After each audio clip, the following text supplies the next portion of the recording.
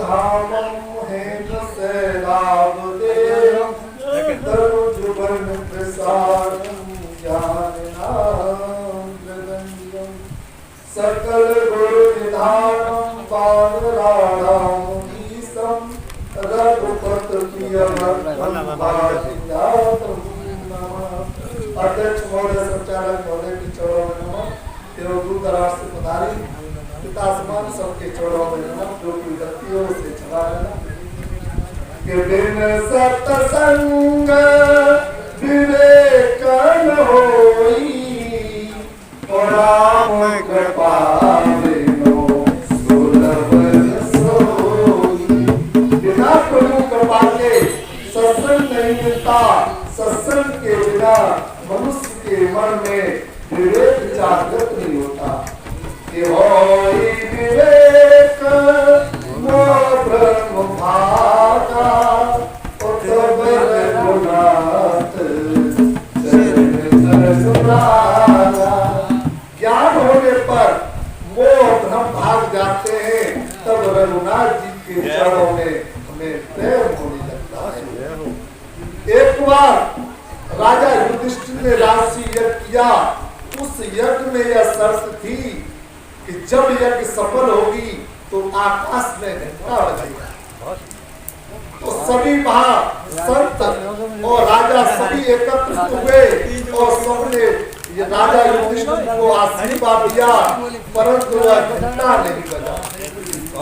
सभी पांडव कृष्ण भगवान के पास पहुंचे।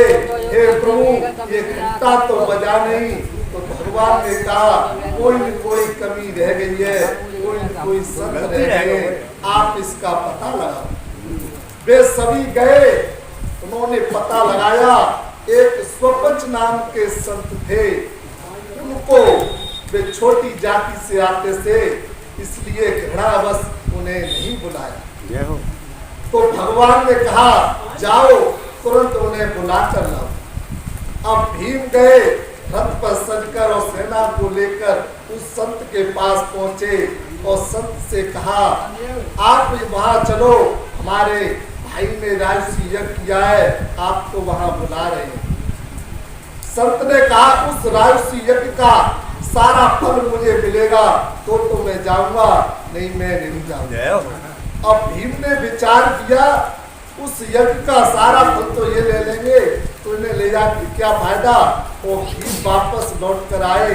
उन्होंने कहा कि संत तो ऐसे ऐसे कह रहे थे कि राजसी यज्ञ का सारा फल मुझे चाहिए। तो फिर भगवान ने कहा द्रौपदी को भेजा।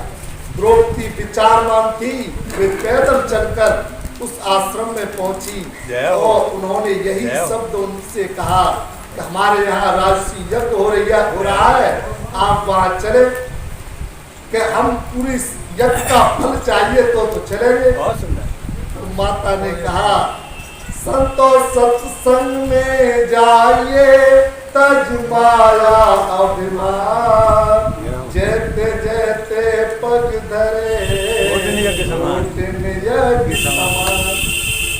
आपके पास तो करोड़ों युगों का फल मुझे मिला है, इसमें से चाहो चाह कितना ले लो। अब संत बहुत खुश हुए और वे वापस द्रौपदी के साथ राज्य में आए और द्रौपदी ने 56 प्रकार का भोजन बनाया और उस संत के पास रखा। तो उस संत ने सारा भोजन एक कटोरे में घोल दिया और जिससे द्रौपदी ने कहा सारा दिन मैंने भोजन में मेहनत की, उन्होंने तो एक कटोरे में ही घोल दिया और संत ने उसको भोजन पाया और फिर भी वह घंटा नहीं बजा।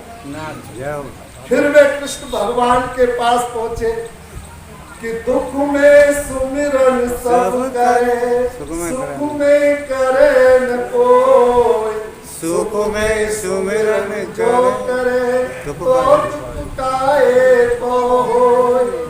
तो भगवान ने कहा तो भोजन कराते वक्त आपके मन में कोई तृप्ति तो नहीं हुई। उन्होंने कहा मैंने सारे दिन भोजन बनाया, उन्होंने एक कटोरे में घोल लिया, इससे मेरे मन में कुछ हुआ। इसलिए तो भगवान ने कहा फिर द्वारा भोजन बनाओ। फिर द्रौपदी ने द्वारा भोजन बनाया और संत ने पाया और चरणा मत देकर आकाश में घंटा कर गया। जय श्री राम।